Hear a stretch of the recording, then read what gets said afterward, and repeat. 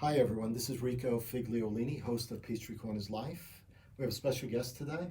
I missed the open house, so I made sure that we got her on the podcast.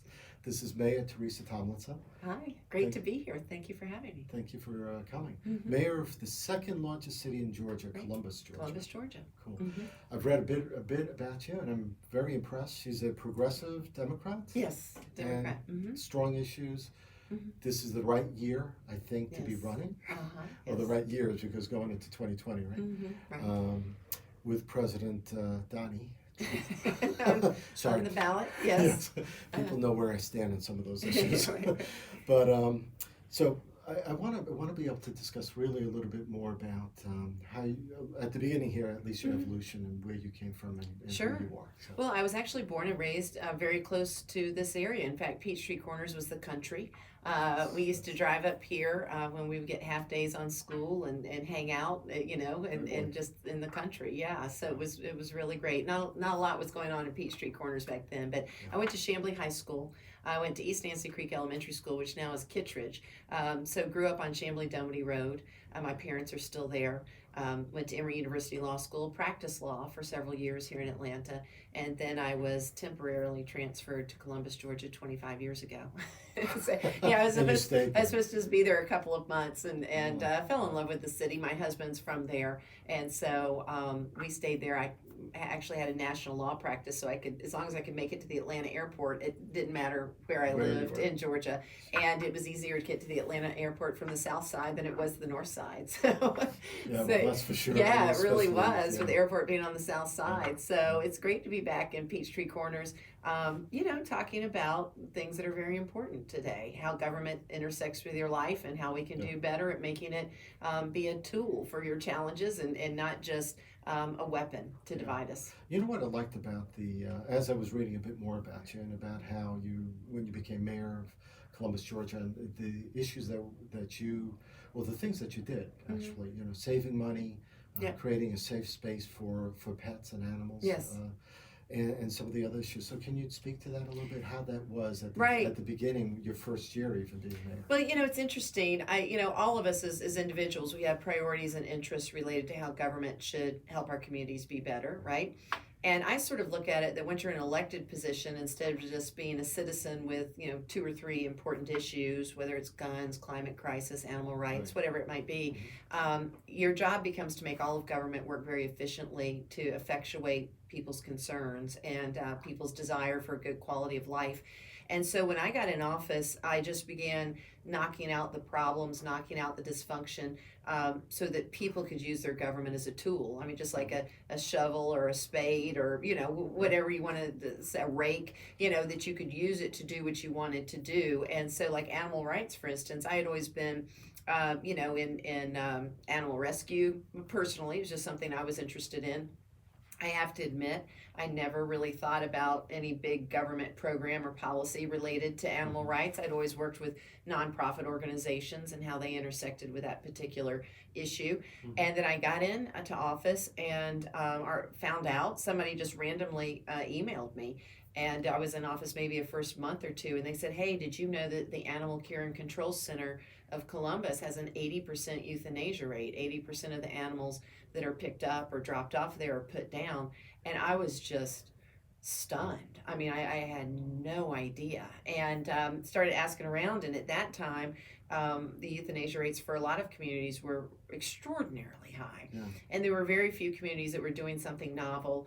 And so got into that. And very long story short, some of the programs that other communities were using had sort of hit brick walls. They were great ideas, but then they started creating other problems, and getting other national negative interest engaged, amazingly. And so we came up with our own plan. We called it the Save a Pet Plan. Kind of cherry picked all the good stuff from other plans, instituted it, and ended up winning the Harvard Kennedy School of Business Bright Idea Award for it. So sometimes you stumble into really great ideas, just kind of having opened ears and opened eyes and an open heart, and say, hey, how can government work to be better? Right. It's amazing to me. Everyone talks about how they wanted they would solve it this way and that way. But Mhm. you being a mayor of a big city like that, Yeah.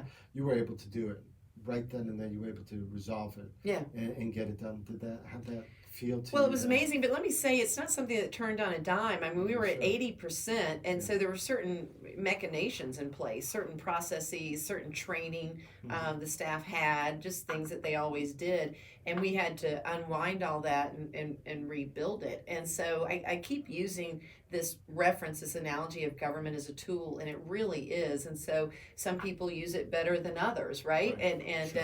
it's like a paintbrush, I guess. Some people know what to do with that, and people like me have no idea what to do with a paintbrush.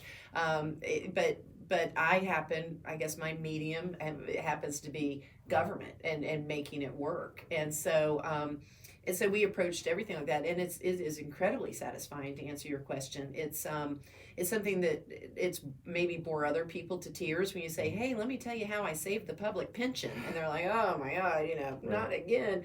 But when I go home after that, even when it's been a long, hard fight, there's just a personal elation that you left a mark, you left things much better. And that's maybe a silent legacy, but a legacy. Was Columbus? I don't know if Columbus is like managed by the mayor or is it managed? No, by, yeah, I'm so glad you where's asked. the It's power? actually I would call it a very strong form of a mayor government, Okay. but it's balanced. It's very much like the state government or the federal government. So I want to answer your question because it's fascinating. You have a full-time mayor, you have a full-time city manager, a full-time city attorney, for instance. And then, of course, part-time city council. Right. It's a consolidated government, so our county and our city is the same. So I was the head of the county and city services. The mayor is the chief elected officer, and the city manager reports direct to the mayor, which is unusual. That's usually not. They usually report To the city council, Sure. and then the mayor's usually part-time or Right. comes in twice a week or something. But I was there, working 50 hours a week, 70 hours a So week, you whatever had it took. hands-on on Yeah, everything. so chief elected officer, all kinds of, a whole page of responsibilities. Plus, I was public safety director, the head of Homeland Security. So that. Through mutual aid agreements, then we provided Homeland Security services to, I think, 16 counties in southwest Georgia and 6 counties in East Alabama. And then I hold a national security secret clearance with the Department of Defense because I was the chief liaison with Fort Benning, which is immediately adjacent. So it was a real full-time job. I was in charge of proposing the budget through our incredible city manager who acted as a COO. So I was the CEO. Ran, I guess, 19 departments, was the head of the police department, fire department, and the prison. I mean, it's interesting because a Mhm. mayor of your stature has already a lot of government experience. Yes. That can even be taken to a national level because Yeah. of your security clearance. Right. And the amount of counties in the area that you administer. Yeah. So running for U.S. Senate Yeah. really does make a lot of sense. Yeah. Then, doesn't it? It's like the next step. It up. really does. What's interesting is when I first ran for mayor back in 2010, my legal career that I referred to a minute ago was almost exclusively in the federal court system. And so I worked a lot with federal laws. I worked with the Senate Banking Committee, the U.S. Senate Banking Committee on cases I was involved in. I worked with the NTSB, HUD, the FDA. So if they had letters in their name, the alphabet soup of federal bureaucratic government, Right. then I was working with them. And so when I ran for mayor, which was a local, Georgia Sure. office, people said, "Oh, what are you doing? You should be running for a federal office like Congress or Senate. All your experience is federal." I actually worked on Capitol Hill in the United States Senate when I was a kid in college. I Oh, nice. volunteered, up there, which was very exciting. So I'm very familiar with the federal government construct. As a lawyer and somebody who specialized in federal laws, I understood how that worked and how the laws were made, how they were enforced. And so I think it's a very natural fit, actually. And if you go back to what we were talking about a minute ago, I do get the question often of, well, you were in an executive position. How are you going to be in a legislative position? Those are different. Well, if you're thinking about yourself, like, ooh, I'm an executive, I'm the focus point, or gee, I'm a legislator, I'm one of many, and I have to make compromise. I can see why that might be a struggle for you to contemplate, Right. but I really look at government as this working mechanism that I believe I have expertise in operating. And so to me, it doesn't matter if I'm pulling this lever or pulling that lever. It's all about understanding government and how to make it work for people. I can see people saying running for governor might make, Yeah. taking that executive to the next state Right. level. But I think having, especially in this day and age, having the political environment we're in right now, Yeah. to have a U.S. Senate candidate that reflects the population better in the national basis might make more sense.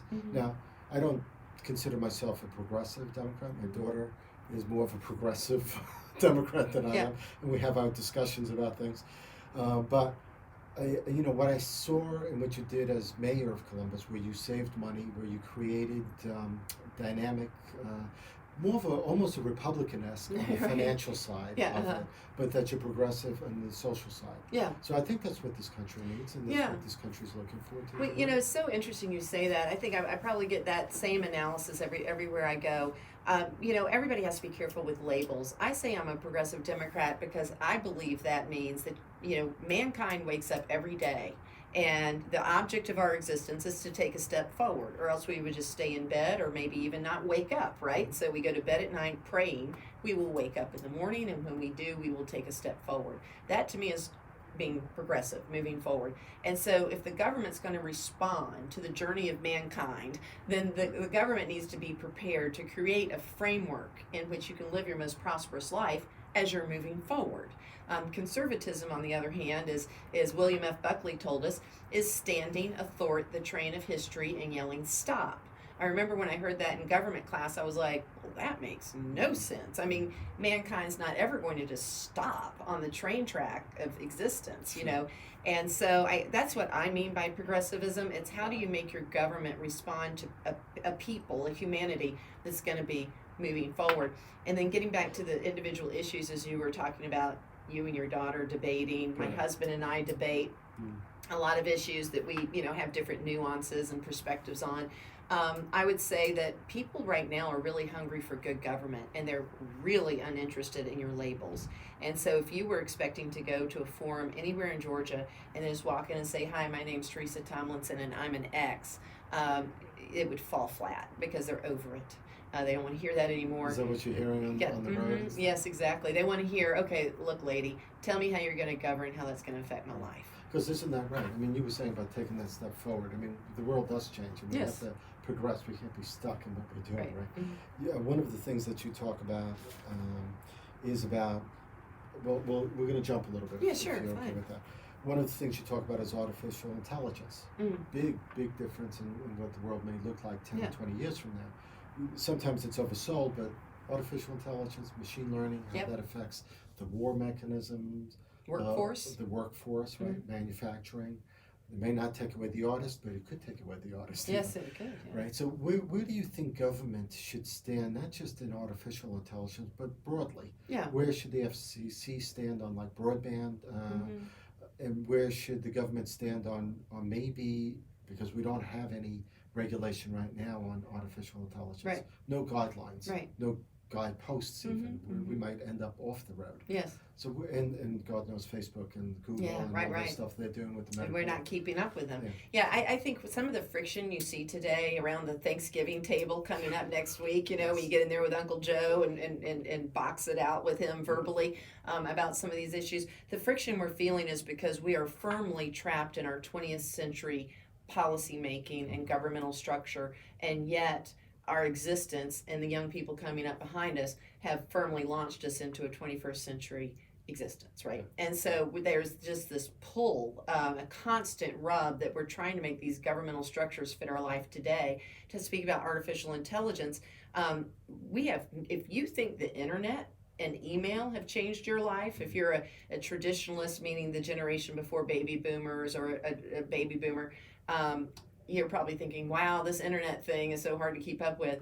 Well, buckle your seatbelt, because the millennials, the Gen Zers, are going to start changing our reality at Mach speed. And the new technologies that are coming down the pike are going to blow us away. And so we're going to have governmental structure that's able to respond to rapidly changing workforce needs, that's able to respond to to the domestic and national, integrity of artificial intelligence and how it affects our security. Right. And I don't know that we're keeping up with that. In fact, I would philosophically, from a political standpoint, say that this era of staunch conservatism has actually held us back from being able to create the structures we need to respond to our challenges. And I think that's what people are so frustrated with, is that it's not working. So it's not that conservatism as an element of governmental moderation is a bad thing. Everybody can have a perspective and an idea. And I don't think you should drive so fast that you drive off a cliff. I mean, there's a balance to governing, and it's about, again, continuing to structure the government so that it's responding to what people are doing and what they need. So you've got to create those regulations, those guideposts. Right. So, I mean, in this changing world, it's not just AI, right? It's biodiversity. Oh, yeah. It's looking at cloning. It's looking at CRISPR technology and how we use that to be. But what is media?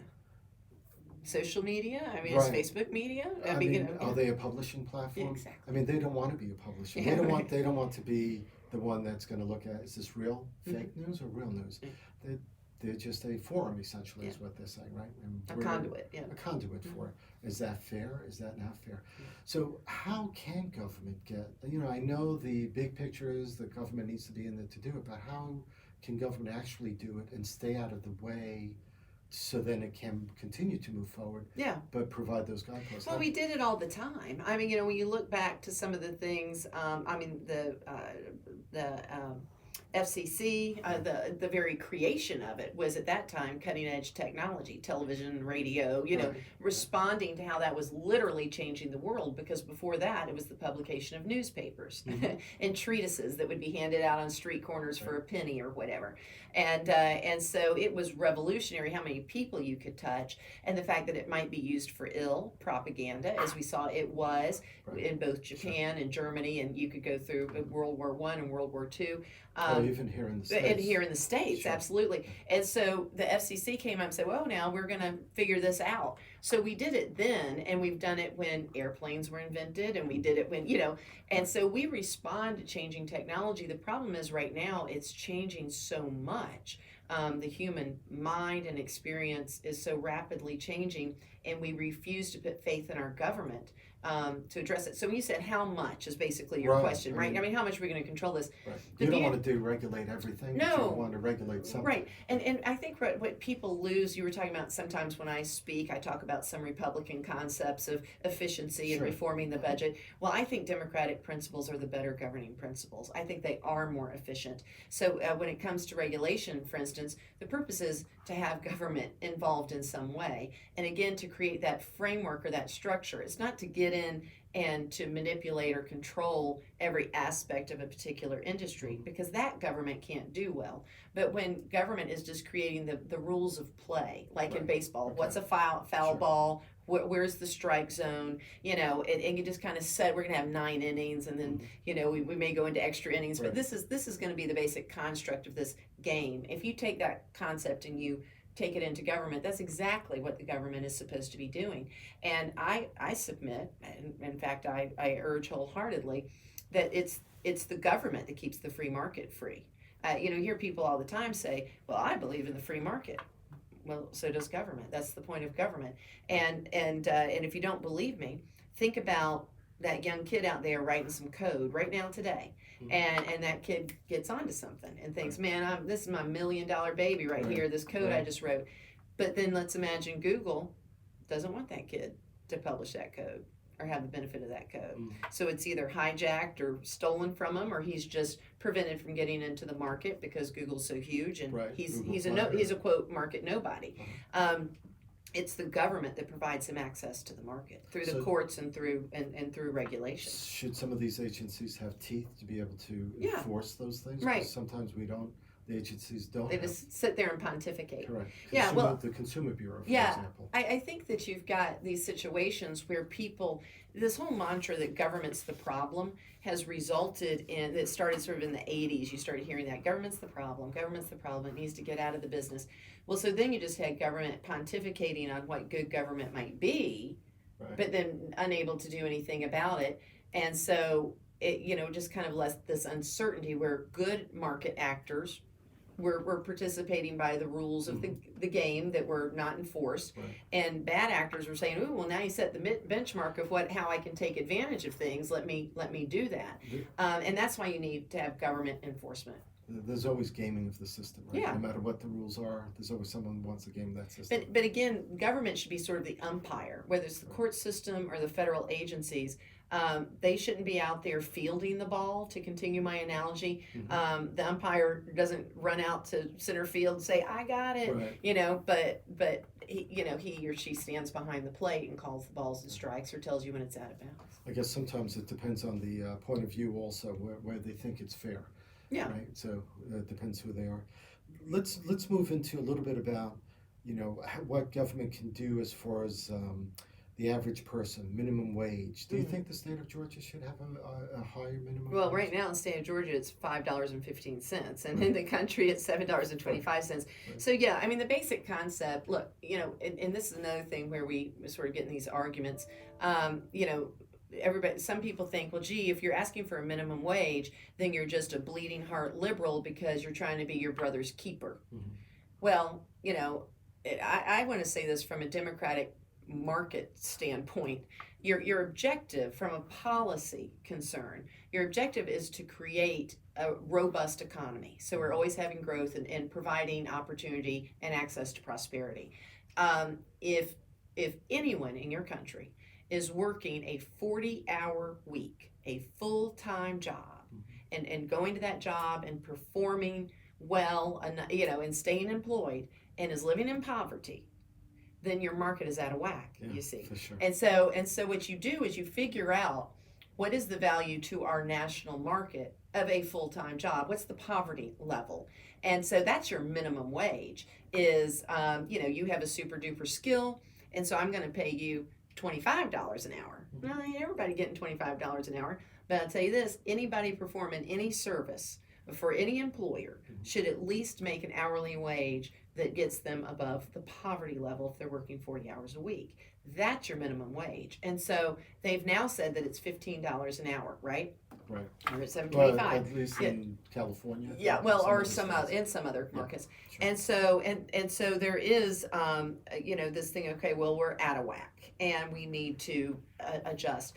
But now you've been arguing about it for so long that you're so far out of whack to tell a small business owner, hey, I appreciate you're at $7.25, but next week we're going 15, so buckle up. What are they going to drive them into the ground? They can't do it. And so we've gotten so far behind, we're obviously going to have to incrementally catch up. That doesn't do right by the people who, are being woefully underpaid and therefore working in poverty. But because we made bad choices in the past, that's really our only option to get to where we need to be incrementally. Aren't there's even other options, right? So you can adjust the tax credits, you can adjust the payroll taxes, and have to be able to adjust that. Well, that's just being smart. So you say first, this is where we want to get. We can do it incrementally, and we can give you these adjustments in payroll taxes. And so I think now they're looking at over 3 to 5 years. Congress has passed a bill. It's of course going nowhere in the Senate, which is why I'm running for Senate, so we can finally start passing some bills.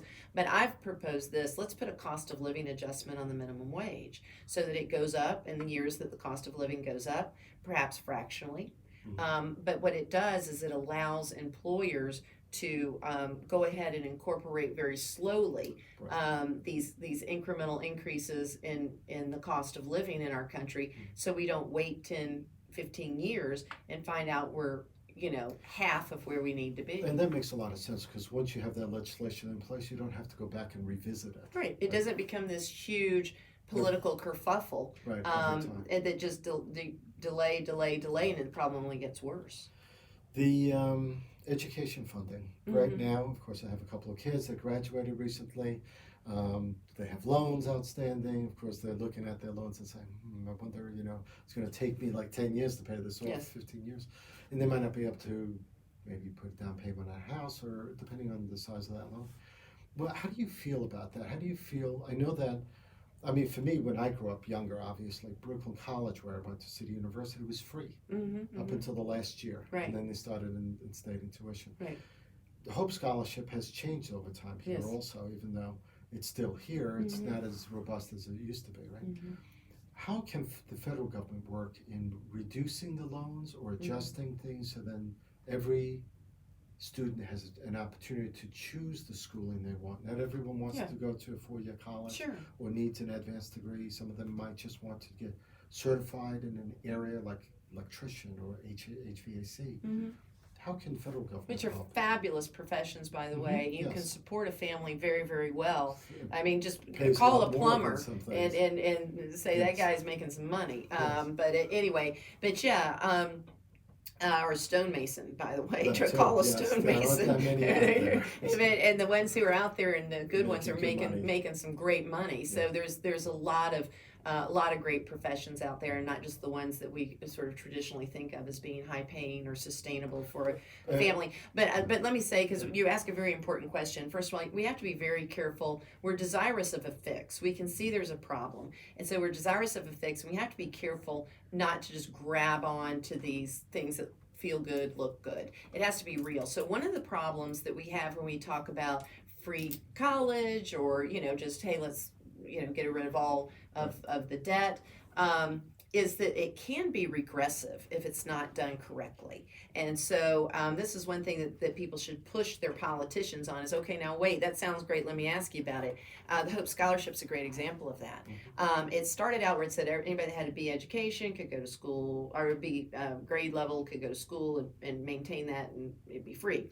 And now it's become merit-based. Well, of course, because of our public school system, the ability to opt out of our school system, go to really great prep schools, those kids who are more fluent, have more options, tend to qualify for the merit-based Hope Scholarship. And so now those kids that have opportunities and capacity, intellectual capacity, still don't have the resources they need, and they're being driven more into high interest rate school loans Right. for lesser accredited degrees that aren't as valuable, and then they get laden with this debt. And that's why you're seeing the race disparity. So again, you're continuing this wealth divide of more white affluent families having access to the Hope Scholarship on a merit basis, and the kids who are stuck in public schools, let's say, in a failing circumstance, because communities all over Georgia and all over the country do have some of those schools that really struggle. They're not making it on a merit basis. So here's a better system, I would say, a more fair system and a better use of the taxpayer dollar, to open up the Pell Grants on a need basis. And the colleges can do individual merit. That's great. They do that because they want the best soccer players, Sure. or whatever it is, the Scholarships, best pianist if that's big at their school, or the best poet. Whatever. But they can decide what they want from the merit aspect. But what the government should be interested in is the need-based access. And so you open up the Pell Grants much more broadly than it currently is. I do want to say one thing that I think is an unfair characterization about the debt relief related to education. They're talking about it being a freebie, a giveaway, all this type of stuff. Well, now look, we have targeted stimulus all the time in this country. We just did it with a tax break that ballooned our deficit 3 times what it would have been, right? Yes. For no return to the taxpayer, by the way. I mean, one of the reasons why people say shorthandedly, for the rich people, for the 1%. Well, what they mean is that the return on the public investment that all of us paid for through the enhancement of the deficit, you see, Right. went to a very narrow people. So the return on investment was very poor indeed for the fact that we all paid for it. So when you look at how the government's going to spend money, you look at how they, where they're going to invest and what the return is. So the thing of relieving college debt, the proposal is stimulus in nature. So if you take young people, like you were talking about your kids, Right. and some of these folks that I was talking about, sometimes they're saddled with $100,000 debt with a degree that might not be able to return that value for them. And you say, okay, we're going to come up with a qualification system or a parameter system. If this is the type of loan you have, if this is the amount of loan you have, if this is the type of service you're in, perhaps you decided to go into the ministry or nonprofit or public service in some way. we will have debt relief for you in the following ways. That's a stimulus program because your kids, and I'm using them as an example, other people's kids, you see it sociologically, they're taking this huge bend towards not buying houses, not wanting to own cars. And the reason why is they can't take on those investments. They can't take on those investments because you're saddling them with 25 and 30 years of college loan debt. And so if we decide as a country, man, we got to lighten these kids' loads so they can start investing and buying things that our entire economy is built around. And so if we take some of that money, just like we did in 2009 and 10 when we were trying to get out of the recession, and we had very targeted specific things we did, and we say, okay, we're going to have a targeted system where we're going to relieve this type of debt. And the reason why is not because we're good-hearted people, not because we care for our fellow man, not because we want the next generation to have a chance, a snowball's chance of getting somewhere. Forget all that nice stuff. We're doing it for us. We're doing it for us because it's going to return money on our investment. The dollars we're giving for debt relief is going to return many-fold when your kid goes out and buys a house and becomes a taxpayer, and so on and so forth. I like the way you talk about that. Recently, I read something about how if bringing up issues with people as far as how that works with, how we see ourselves and how we see other people and the issues we care about. But if you bring it down to that economy, I think people understand that better. Yes. I think because it affects that pocketbook a little bit more. There's something more relevant to that. It's not just existential out there, right? And we're going to get into some of those issues anyway that we need to talk about. Yeah. That talk about some of the social. But let me, because issues. what you just said was profound. I say all the time, with some of the divide, Democrats tend to speak in moral imperatives. You hear them all the time talking about being their brother's keeper. What's going on at the border is immoral and inhumane, right? That's a moral imperative. I'm not saying it's wrong. I'm just saying that's a way to express yourself in a moral imperative. I would say I agree. It's immoral and inhumane. But you know what it also is? Amazingly inefficient. I mean, we are spending so much money down there to create and exacerbate a problem that could be so much more efficiently handled if we were pumping that money into the quick disposition of asylum claims and judiciously ruling on these claims and then processing these folks instead of just being cruel. So I think I say all the time that I'm a proud progressive. I just speak fluent Republican. And so I tend to express democratic principles not in moral imperatives necessarily. I can if I need to, but Democrats are usually doing a great job of that themselves. I speak about democratic principles in economic efficiency terms. And to me, that makes sense. I think that speaks better to a lot of older people, if you will, than the younger people that are more passionate about some of the, that democratic social issue, if you will. But let's go to the border for a minute, even, because it's funny. I spoke to someone at Sprint who was at the store the other day, and he told me he just got his green card issued to him. Yeah. His family applied for that green card 15 years ago, and they were waiting because they thought it'd take 5 years. And they're from Ecuador, and but 15 years later, they get a call. They're in Ecuador, and they get a call saying, "You got your green card. Would you want it?" Of course, they're going to take it because after they get it 5 years here, they can become a U.S. citizen, right? But it took 15 years to get that application. I'm surprised it didn't drop off the desk somewhere. I know, right. And that it was still in the system. We need immigrants in this population. Japan sees they need immigrants in their population, their closed, homogenous society. And there's something to be said for that, I think, to a degree, because diversity does add friction, as we all know. But done in the right way, and people accept diversity, both helps in creativity and helps in economic growth. We're not seeing that. We're seeing a government in Donnie that wants to stifle that, close the border, become isolationist to a degree, and doesn't want to let in immigrants that have grown this country.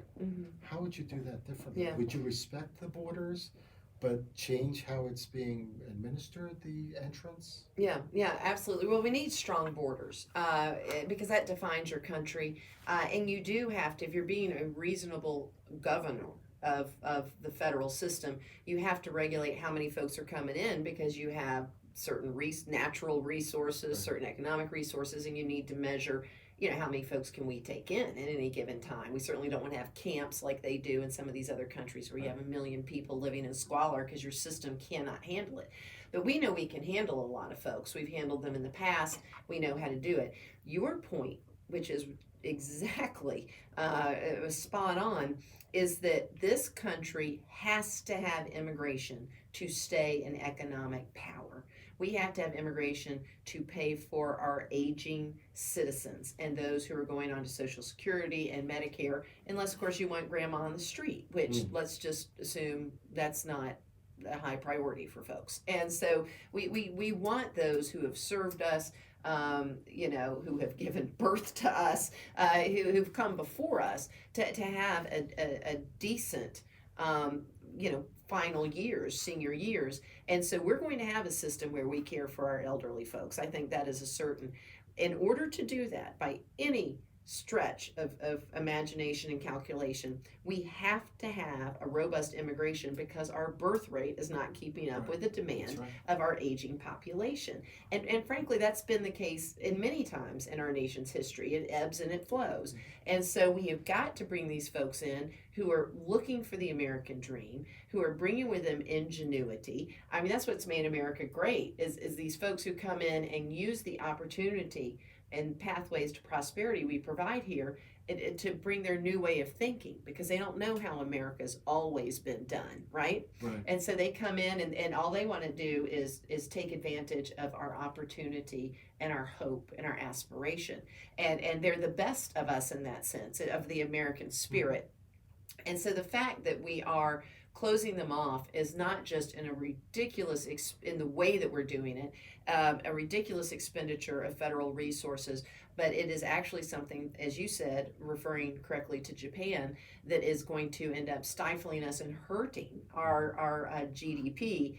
In the not too terribly, we will have a little bit of an ebb because there'll be a dip in the population of the normal immigration system that has a direct economic impact. And so we're going to have to replenish that, but you can do it through a system. You can say, this is the border. This is, a gentleman told me, he said, well, Teresa, I came in from Cuba on a raft, and I went through the immigration system, not like these people, these yahoos down here in Mexico. And I said, okay, now wait a minute, John. I said, let me tell you something. You came into the port, because I'd heard a story before. You came into the port of Mexico on a raft. That was not an official border port of entry, by the way. And so that was an illegal crossing, but you were granted the grace of asylum. And that's what they're asking for, too. You were granted the grace of asylum, and you went through a process. You were presumed to be worthy of asylum because you had a communist dictator. And so some of these folks are coming in saying, we ain't got no government. I mean, it's bedlam down there. It's gangs, it's whatever. And they have the right under our own existing law and under international law to be heard and to be tested on that request for asylum. And so we need to get busy fortifying that system and deciding how many folks we want to let in and how many folks we're going to consider for asylum, and realizing that we want them here as much as they want to be here. I think we've, for years and decades, for over 100 years, we've had quotas. So there's nothing wrong with that. It's just how we're administrating. Yeah. And also, right now we're turning away, and particularly under my soon-to-be general election opponent, David Perdue, is now also reducing the number of visas. And somehow, I don't know, people have in their mind this wayward, horrible kid who came in to study and then just stayed and got involved in all sorts of mischief and illegality after that. And they're creating this character out of some horrible movie. And usually those are professionals or entrepreneurs that got the visa in the first place because they were offering some sort of skill, or they're people who were just hungry to work. And we needed them in the service industry, where we desperately need them, and in our agricultural industry is the two places that we actually can't find enough workers. And you can see that. I think if anyone goes to any restaurant today, I mean, Peachtree Corners alone is a microcosm, right? So I've been to restaurants where, more so than ever before, I've seen more signs out there looking for workers.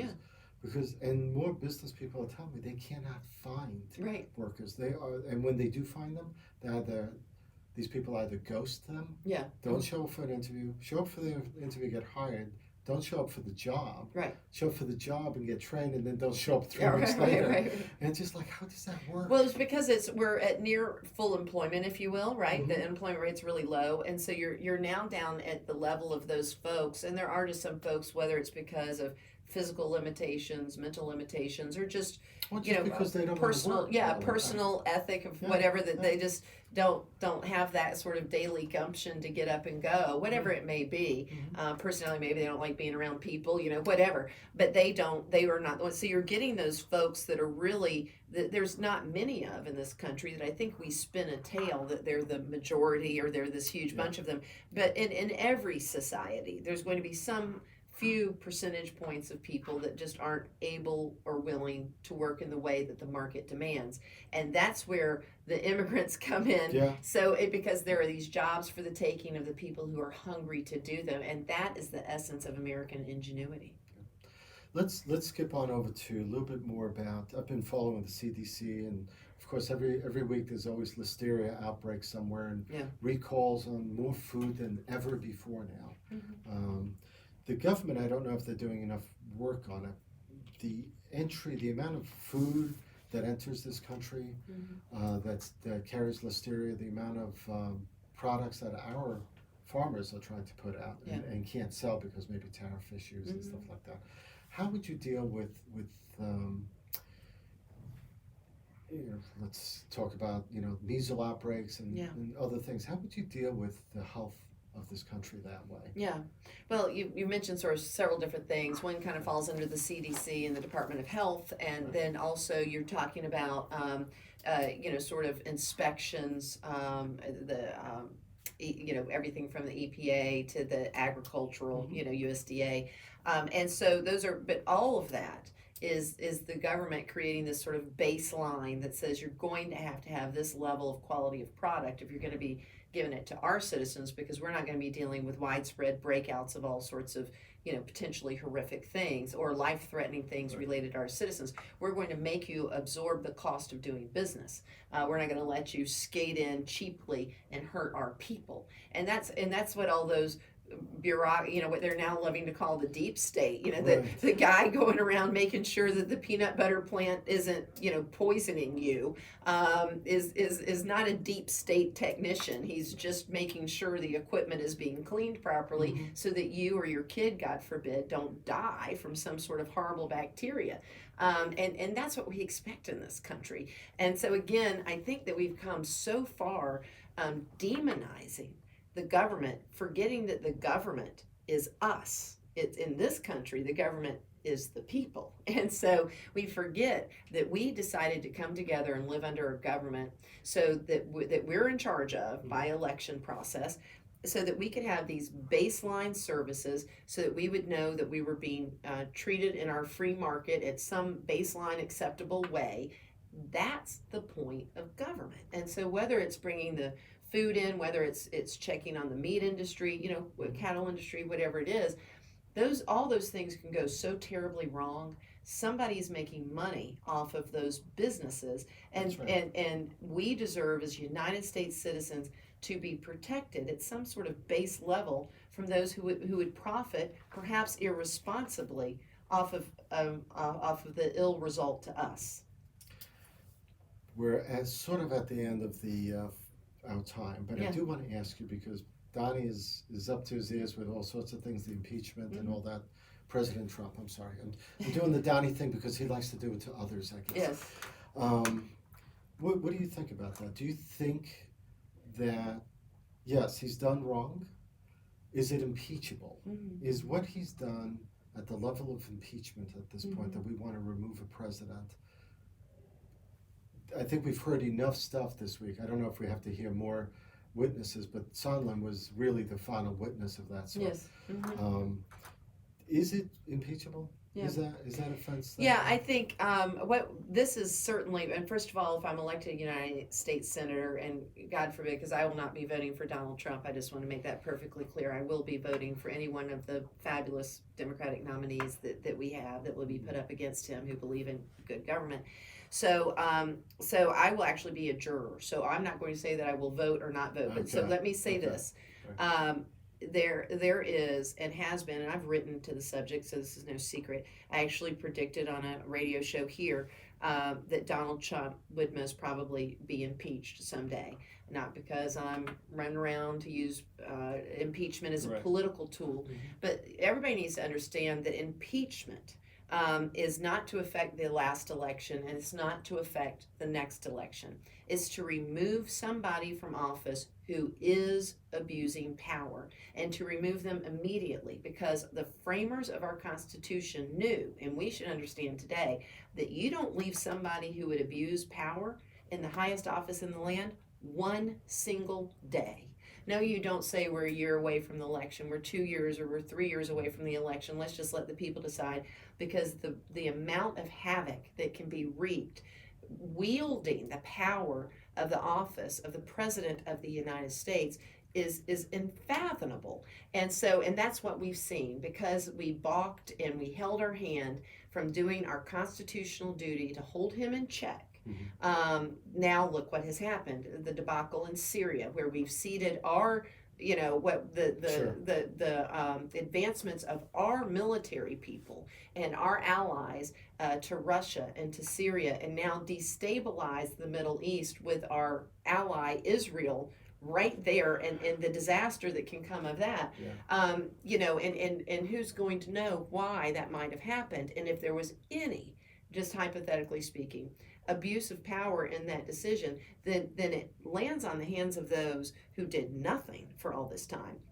And let me leave you with this, because it's really prophetic. I think that the founding fathers, as you may know, during the constitutional process, they were throwing out proposals for the constitutional sections and so forth, articles, and people were writing letters to the editor objecting to what they were proposing.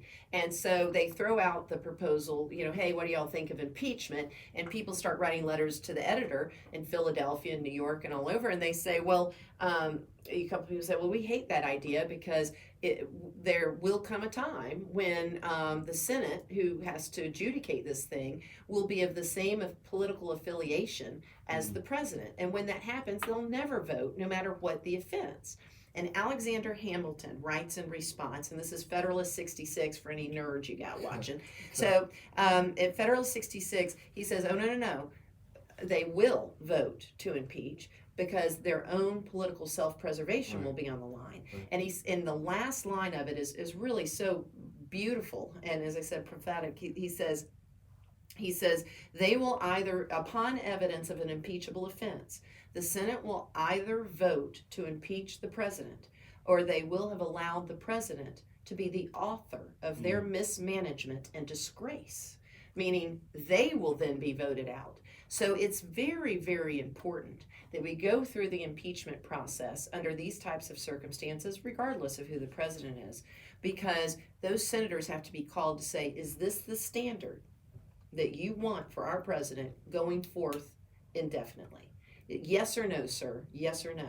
And then we get to hold them to account as to whether we think they've set the appropriate standard for our president. Well said. I think anyone that's listening to this should probably even read a book I'm reading now called Leadership in Times of Turbulence, about the four major presidents, Lincoln, Roosevelt, the second Roosevelt during World War II, and Lyndon Johnson, because they talked about the same thing, about ambition will actually protect this country from the different branches, just the same way you said it. Yeah. Self-interest. It was what the Constitution was. Right. That's why we have the three competing branches, is they knew they would compete with each other and hold one another. But right now we're having senators and even Republicans in Congress that just don't want to go that way. Yeah, right. They're abdicating to. Well, they will be held to account. Yeah.